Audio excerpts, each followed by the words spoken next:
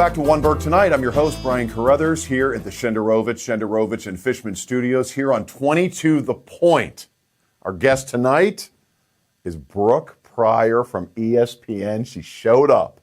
Brooke, thanks for coming. Thanks. I felt like it was a trick a little bit because it was Building 10 and the numbers don't go in order. They don't. I took a whole tour of the entire office park before I finally found Building 10. I was like, is this one of those things where you told me a building that doesn't exist? Right. Just to see what would happen. And we're filming you exactly. secretly to be like, look what we did. We made the ESPN person look stupid. Which was your favorite building on the way here?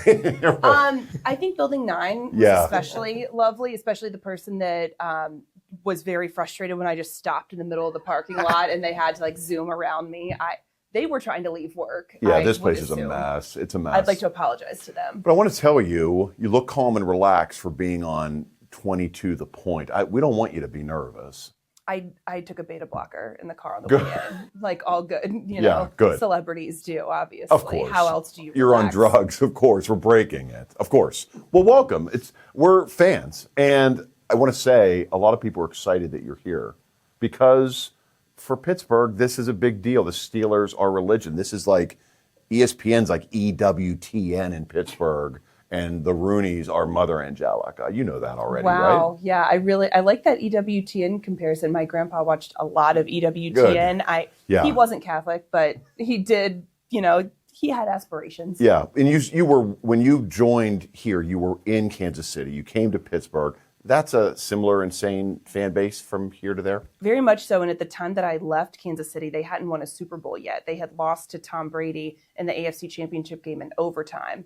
But they were still, a rabid fan base. It wasn't what it is now. Like Taylor Swift had not entered the picture. Now I feel like it's much more nationwide. At the time, it was still a regional fan base. Yeah. And they didn't quite have the same level of hope and expectations every year. I think they had the hope, but the expectation was, well, there's going to be a soul-crushing loss somehow. Like things are going to be weird. Yeah. We're not expecting Super Bowls yet. Versus here, they've already had the success. It happened before I got here, but they've seen what those Super Bowl runs, postseason runs look like. So you know kind of what you have to do to achieve that. And so I think the fans are much more, maybe not disillusioned, but just feel this we need to win now kind of a thing. And the Chiefs initially when I left were like, we're just happy to be in the conversation. We're alive. And, yeah, exactly. Okay. Go ahead. Would you compare it at all to like you went to UNC, correct? Mm-hmm. Would you compare it all to the atmosphere of like their expectations with their basketball team every year? Yes. And also before I was in Kansas City, I covered OU football. And that the OU football very similar to Pittsburgh where like it's not just good enough. The first year I was there, they didn't make, I guess it wasn't the playoff at the time, but they didn't make they didn't make the national championship game. Maybe it was the playoff, whatever it was. They made the Sugar Bowl, which is great, but not enough though. Exactly. For OU. It's not enough. When you have Baker Mayfield, when you have a Heisman finalist, he won the Heisman the second year I was there. And then that's when they lost to to Georgia in the Rose Bowl in that crazy game. And like, it's not enough to just get to the postseason, to be in the Rose Bowl. Like, no, you need to win. You need to be playing for a national championship. Mm-hmm. So I think that Steelers football is very similar to that in terms, especially of religion. Oklahoma is all about OU football. And, yes, there's a rivalry with Texas and there's a rivalry with Oklahoma State. But at the end of the day, like you're competing against yourself to win national titles the way that the Steelers want to win Super Bowls. That's the ultimate goal. It doesn't matter if you win the AFC North. It's where are you at the very end of the season? Yeah. And your job is exhausting by nature, right? So even when they're winning, it's exhausting. They're losing, it's exhausting. And the NFL circus is always moving, especially here. 100%. So you got a lot of content at all times. It's a blessing and a curse. I mean, honestly, the worst thing a team can be is middle of the pack for my job and for what I like to do. Like it's more interesting when they're either winning a lot or losing a lot. If they're just right in the middle, which is funny because the Steelers have been that kind of recently, but they've been they still break the trend. Well, it's Kardashian-like, don't you think? Even beyond being an okay football team, and I don't want killed, but we're okay, right? We're there. We have success that a lot of other teams and fan bases would want, but there just seems to be there's a lot of we don't have Taylor Swift, but there's a backstory happening every day of the week. I love that Kardashian. So even if you're not doing anything, people will tune in to watch you shake a salad up. That is exactly what it's like covering the Steelers. If you sneeze, if Mike Tomlin or now Mike McCarthy sneezes, there might be a headline on ESPN. What was Tomlin's relationship locally? So you see it at a national level with ESPN. Tomlin was not available. I mean, he went out of his way to not say goodbye, right? That hasn't come yet. Did you see a bias or did you see a dividing line that he's like, well, we'll talk to you, but we're not going to talk to these local schlubs? Not necessarily. I think that I was not surprised that he didn't give a press conference leaving, because his whole career has been the only people who matter are the people in the building. And as long as they know what my intention is and they know what my thought process is, that's all that matters. I don't need to share that with the public, with the media. Unless the only time he would share things with the media is if he's trying to get a message through to the guys in the locker room. So when he delivered his "I'm walking away" speech to them, they know they got the message. He didn't feel like he needed to reiterate it to us. I think Chat GPT goodbye to everybody. Hey Google, how do I say goodbye to the city after 19 years? He decided he wanted to make a clean break, and he did it. I mean, he's been living it up this off season. He's been doing a lot of family stuff. He's been in his daughter's gymnastics meets. He was just at NC Central, which is, talk about a funny full. He's a Bigfoot sighting now, right? When you see him, you go, oh my God, Tomlin. So the weird thing is, my first non-UNC job out of college, I graduated in 2014. I started covering NC Central basketball in winter of 2014. Lavelle Moten was the head coach. He's still the head coach. Mike Tomlin and Lavelle Moten are incredibly close friends. And the first time I was up here at training camp, I'm, in Latrobe, I think I was in the cafeteria, and all of a sudden I see this guy walk in, and I said, wait a minute, is that Lavelle? Lavelle Moten comes up to every training camp. I see him at games during the season. And today I just reposted, Mike Tomlin was down at NC Central for one of Lavelle's games. Wow. Never in a million years would I have thought that the first job I had, the first head coach I dealt with that wasn't a UNC coach, would end up being such close friends with the guy that I would cover 10 years into my career in a different sport. So I've noticed, I'm a big fan of just about every sport, but in the NFL, it seems like teams intentionally mislead people in your position. 100%. Do you ever already know when they send you something this isn't real? Or is it something where they're because I'm always curious about that. I see it in the NFL more than anything. They're oh, this is happening, and then it completely opposite happens. I don't know if there's that level of misdirection.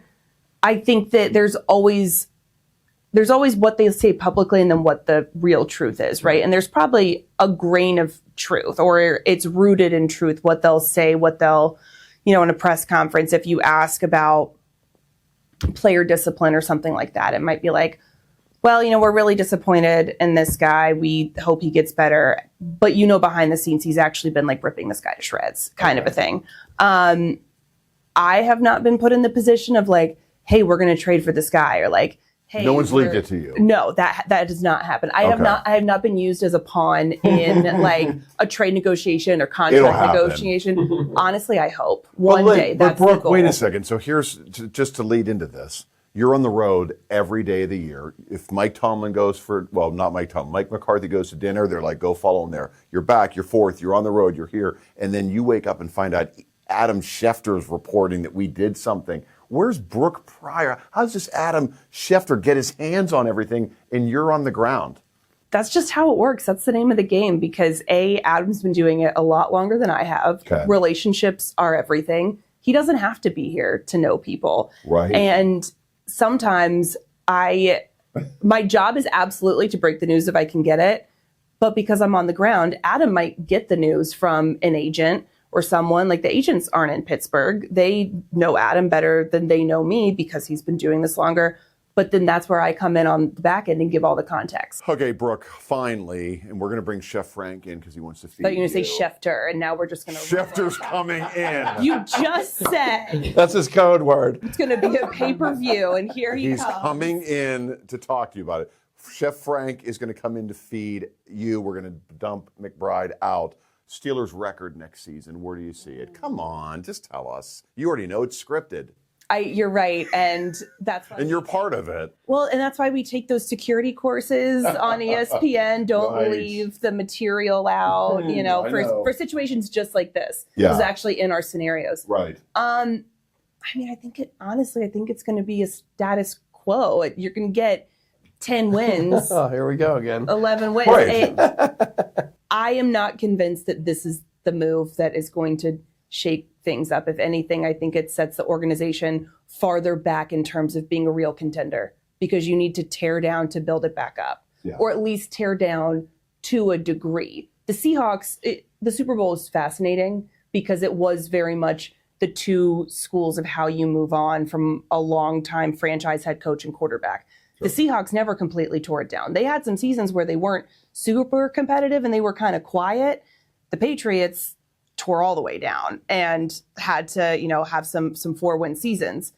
There are two different ways to do it, but you still have to make radical changes in both, whether or not you're bottoming out. This wasn't a radical change. So I don't see it ending in being in the Super Bowl next year. And how about McCarthy's press conference? I couldn't believe it. He looked like he came out of cocoon. We had that live on oneBURGH. You're right. Yeah.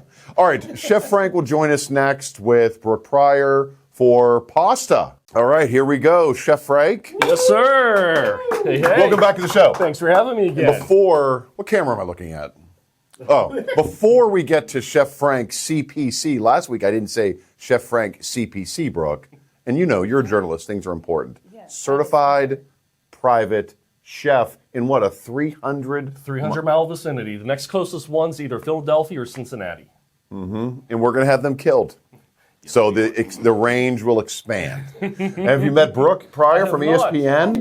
Now I'm party to a crime, so really, what an introduction. Now, Brooke, here's what we need.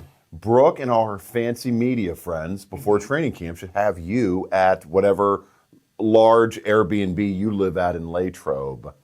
And Frank should come out. Yes, I like that idea. 100%. Yes, we need to first find the large, fancy Airbnb, and then we will have you over, because that sounds amazing. Do you ever just get to Latrobe and just go, Jesus Christ, I'm back? Yeah, you just live in an RV. No. But it's, you know what? It's lovely because Sharky's is there, and Sharky's has a lot of icy mango. Okay. And that's all that matters? It's the nectar of the gods. Okay, listen, Frank, I apologize. CPC, Brooke. So when you're doing the write-up on this, yes. Chef Frank, yes. CPC. You got it. And put it right here. It's going right there. All right, what have you made today, Frank? All right, so this week we are having the classic Italian Alfredo. So this is just 3 basic ingredients: pasta water, butter, and Parmigiano Reggiano. That's all it is. But since I'm private chef Frank, we have to kick it up a notch, and we're going to make it rain with some fresh black winter truffle today. Black winter truffle. I'm so excited. Can I touch it? You can touch it. Have you ever handled a black truffle, Brooke? No, I thought that was charcoal, honestly. Oh, my God. Activated the smell, charcoal it's is just the perfumey. Once I start grating it, it's going to fill this entire room up with the smell. Oh. I feel bad saying that I love mushrooms, that I'd never held a truffle, sniffed a truffle, done anything other than eat a truffle. How much does a truffle go for? When you go to Aldi, how much do they sell a truffle for? That's when we go to Aldi. That's Aldi Reserve. Yeah, right. That's black label truffle at This Aldi. right here, this is about 1 ounce of black winter truffle. This is about $150. This is imported from Italy. Whoa. Yes. It's crack cocaine, Brooke. Does smell good. All right, Chef, do your best. You can't see off camera. Ryan McBride is like, he's drooling. Here, check that out.